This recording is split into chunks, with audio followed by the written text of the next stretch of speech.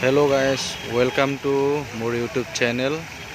আপোনালোকে দেখিবলৈ পাইছে মই মোৰ সন্তানক গুৱাহাটী চিকিৎসা মহাবিদ্যালয়লৈ আনিছোঁ তেখেতৰ অপাৰেশ্যনৰ কাৰণে। আজি মংগলবাৰে তেখেতৰ অপাৰেশ্যন সম্পূৰ্ণ হ'ল আৰু এতিয়া আইচিউৰ পৰা আমি বাহিৰলৈ ওলালোঁ আপোনালোকৰ দয়া আৰু আশীৰ্বাদৰ বাবে। এইটো চাওক, ইয়াতে আছে মানে ফাউণ্টেন, যে পানী ওলাই আছে ৰাতিৰ সময় এতিয়া।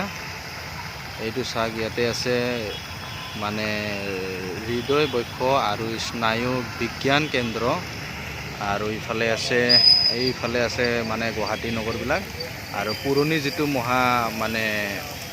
যিটো চিকিৎসালয় এইটোতে মানে গেট এইটো দেখিবলৈ পাইছে। লাইটিঙৰ কাৰণে ভাল হোৱা নাই।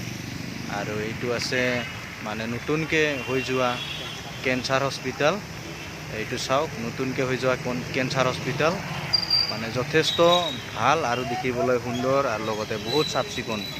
আৰু যিখন মেডিকেলত মোৰ ল'ৰাক মই ভৰ্তি কৰিছোঁ এইটো মেডিকেলটো এই মেডিকেলটো যথেষ্ট চাফা আৰু দেখিবলৈও ভাল।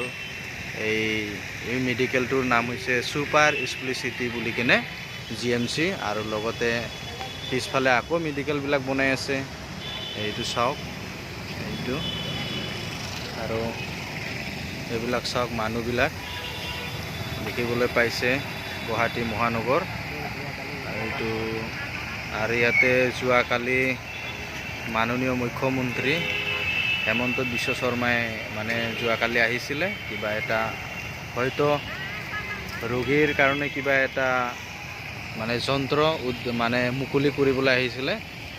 ইয়াতে আহিছিলে যোৱাকালি। আপোনালোকে মোৰ ভিডিঅ'টো চাই লাইক আৰু কমেণ্ট আৰু ছাবস্ক্ৰাইব কৰিব, আৰু লগতে শ্বেয়াৰ কৰিব নাপাহৰিব। আপোনালোকৰ আশীৰ্বাদত যাতে জনতাৰ মাজত যাতে দয়া পাওঁ, তালৈ মোক সহায় কৰি আগবঢ়াই লৈ যাব। ধন্যবাদ।